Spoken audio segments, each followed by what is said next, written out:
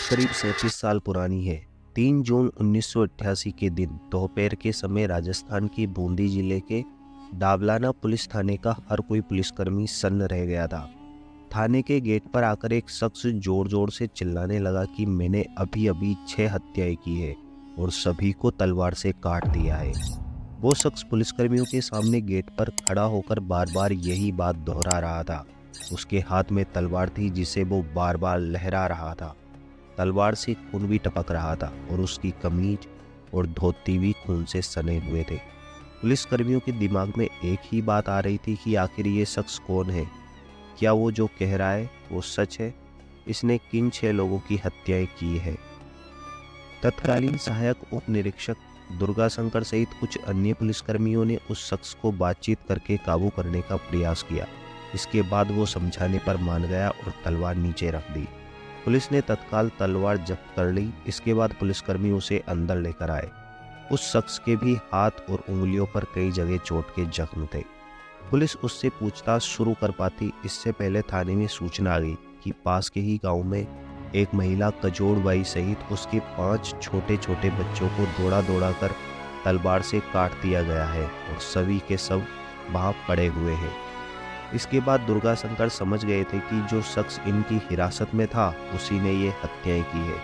उन्होंने सभी उच्च अधिकारियों को घटना की जानकारी दे दी और दुर्गा शंकर खुद कुछ पुलिसकर्मियों को लेकर घटनास्थल की तरफ रवाना हुए।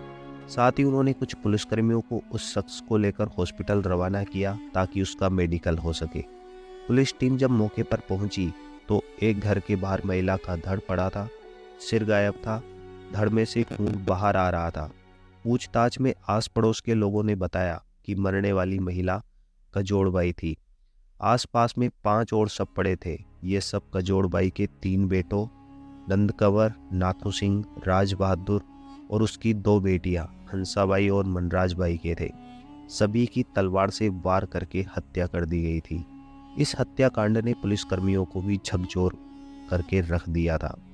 दुर्गा शंकर ने जांच रिपोर्ट तैयार की। शवों को पोस्टमार्टम के लिए भेज दिया गया। जांच के दौरान वहां बिखरे खून से लथपथ कपड़ों, खून से सनी मिट्टी आदि के भी सैंपल लिए गए। इसी दौरान वहां खड़ी एक महिला ने पुलिस टीम से कहा कि उसका नाम रत्नाबाई है। कजोड़बाई उसकी देवरानी लगती है। उसने ये सभी हत्याएं होते हुए अपनी आंखों से देखी है। प्यारा कोई और नहीं, उसका देवर और कजोड़बाई का पति भैरू सिंह नहीं है। उसी ने अपनी पत्नी कजोड़बाई और अपने 5 बच्चों को तलवार से काटा है। रत्नाबाई ने बताया कि भैरू सिंह को रोकने की कोशिश की लेकिन उसके सिर पर खून सवार था और मासूम बच्चों को भी ढूंढ ढूंढ करके मार डाला है। रत्नाबाई ने पुलिस को बताया कि घटना के समय वो अपने कुएं से लौट रही थी। घर पहुंची तो उसने देखा कि कजोड़बाई और उसके 4 बच्चों की हत्या हो गई थी और उनके सब वहीं पर पड़े हुए थे। उसका देवर भैरू सिंह अपनी 5वीं संतान हंसाबाई की गर्दन पर तलवार से वार कर रहा है। उसने भैरू से हाथ जोड़कर मिन्नतें की, बच्ची को न मारने की गुहार लगाई, लेकिन उस पर इसका कोई असर नहीं हुआ।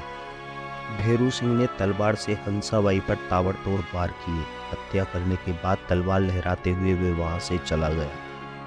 वहीं खड़े रत्ना देवी के पति और भैरू सिंह के भाई जोर सिंह ने पुलिस टीम को बताया कि हत्याकांड हुआ तब वो पास के गांव गया हुआ था। दोपहर में वहां से लौटते समय उसने भाई भैरू सिंह को हाथ में तलवार लिए बाजार से जाते हुए देखा था।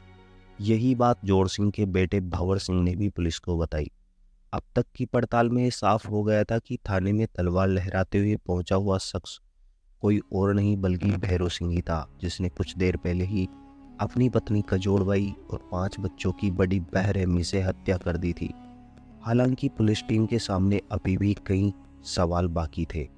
क्या भैरू सिंह ने अपनी पत्नी और 6 बच्चों की हत्या की थी? और हत्या की वजह क्या रही होगी? क्या हत्याकांड के पीछे कोई ऐसी कहानी थी जो अब तक पुलिस के सामने नहीं आ पाई थी? पुलिस टीम घटनास्थल पर पूछताछ और इन्वेस्टिगेशन की कार्रवाई के बाद वापस थाने पहुंची। आरोपी ने पूछताछ में बताया कि उसका नाम भैरू सिंह है। उसी ने अपनी पत्नी कजोड़बाई और उसके अपने 5 बच्चों की हत्या की है। पुलिस टीम ने भैरू सिंह से हत्या की वजह पूछी तो वो चुप हो गया। पहले तो उसने कुछ नहीं बताया, फिर चिल्लाकर बोला क्योंकि वो बेवफा थी। उसका किसी दूसरे आदमी से संबंध था।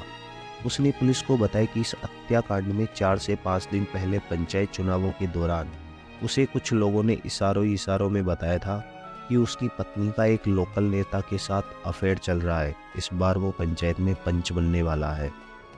भैरू सिंह को ये सुनकर गहरा आघात लगा। भैरू सिंह ने पुलिस को बताया कि हत्याकांड से पहले वाली रात उसने अपनी पत्नी कजोड़बाई से इस बारे में पूछताछ की। कजोड़बाई ने साफ इनकार कर दिया कि उसका किसी के साथ कोई नाजायज रिश्ता नहीं है। कजोड़बाई के कहने के बावजूद भैरू सिंह संतुष्ट नहीं हुआ।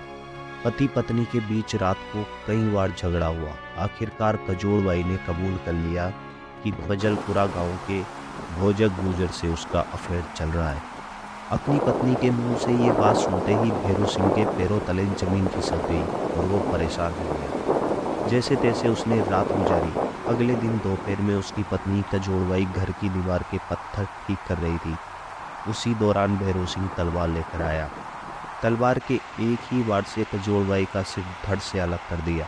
वहीं पास में उसके बच्चे राज बहादुर, नंद कंवर और हंसा खेल रहे थे। उसी भैरू सिंह ने बारी बारी से इन सभी की तलवार से वार करके हत्या कर दी। भैरू सिंह ने पुलिस को बताया कि जब उसने ये हत्याएं की तभी उसका 8 साल का बच्चा नाथू मिला। वे एक पेड़ के पास खड़ा हुआ था। उसने उसी भी मार डाला। ये देखकर उसका 4 साल का बच्चा मनराज भी चिल्लाया और हैंडपंप की तरफ भागा। उसने उसका भी पीछा किया और तलवार से की वार करके हत्या कर दी। इसी दौरान उसकी साली और भाभी रतन कंवर आई। उसने ये रोकने की कोशिश की लेकिन रोक नहीं पाई। भैरू सिंह ने पुलिस को बताया कि उसकी पत्नी ने उसे धोखा दिया था। उसे शक था कि वो बच्चे किसी और के ही थे। उसने 5 बच्चों की हत्या कर दी। भैरू सिंह के इकबालिया बयान के बाद पुलिस टीम ने मामले में 3 जून 1988 को धाराएं पेश की। वहीं भैरू सिंह को गिरफ्तार कर न्यायिक हिरासत में जेल भेज दिया गया। इस मामले की सुनवाई करते हुए सबसे पहले सेशन कोर्ट बूंदी द्वारा 1 अगस्त 1989 को भैरू सिंह की मौत की सजा सुनाई गई थी। इसके बाद 20 अगस्त 1990 को राजस्थान हाई कोर्ट ने अपना फैसला देते हुए सजा बरकरार रखी। भैरू सिंह ने अपने मृत्युदंड की सजा के खिलाफ सुप्रीम कोर्ट में अपील भी की, लेकिन 4 फरवरी 1994 को सुप्रीम कोर्ट ने भी मामले में अपील खारिज कर दी। उसे मृत्युदंड देने का फैसला बरकरार रखा। इस दौरान सुप्रीम कोर्ट ने अपने फैसले में टिप्पणी करते हुए लिखा था कि पशु पक्षी जैसी निम्न प्रजातियां भी अपनी संतानों की रक्षा के लिए हर संभव कदम उठाती है। ऐसे में इंसान होने के बावजूद भैरू सिंह इतनी नीचता पर उतर आया कि उसने अपनी पत्नी और बच्चों की बिना किसी गलती के सिर्फ इस शक के आधार पर हत्या कर दी कि उसकी मृत पत्नी कजोड़बाई का भोजक गुजर के साथ संबंध है। एक बार अपनी पत्नी की बेवफाई की अफवाह सुनकर भैरू सिंह द्वारा अपनी पत्नी और 5 बच्चों की निर्मम हत्या करने की ये घटना हमारी रूह कपा देती है, हमारी न्यायिक अंतरात्मा को झकझोर देती है। भैरू सिंह द्वारा अंजाम दी गई ये घटना बर्बर, विभत्स और जघन्य अपराध तो है ही, समाज के विरुद्ध विद्रोह और मानवीय गरिमा का अपमान है। हमारी राय में इस मामले में मृत्युदंड के अलावा किसी अन्य दंड की आवश्यकता नहीं है। ऐसे में हम पूर्व में दिए गए मृत्युदंड के फैसले को सही मानते हैं। मामले के तथ्यों और परिस्थितियों को देखते हुए सहानुभूति की प्रार्थना पूरी तरह से अनुचित है। हम निचली अदालतों द्वारा अपीलकर्ता को भारतीय दंड संहिता की धारा 302 के तहत दिए गए अपराध के लिए दोष सिद्धि और मृत्युदंड की सजा को बरकरार रखते हैं। ये फैसला आने के बाद 20 अगस्त 1994 के दिन भैरू सिंह को अपनी पत्नी और 5 बच्चों की हत्या के मामले में फांसी पर लटका दिया गया। तो कैसी लगी आपको ये कहानी? अगर कहानी अच्छी लगी हो तो वीडियो को लाइक और चैनल को सब्सक्राइब जरूर कीजिएगा। और हाँ, कमेंट में अपनी राय जरूर दें कि आखिर समाज में इस तरह के क्राइम जो हो रहे हैं उन पर आपकी क्या राय है। बहुत बहुत धन्यवाद।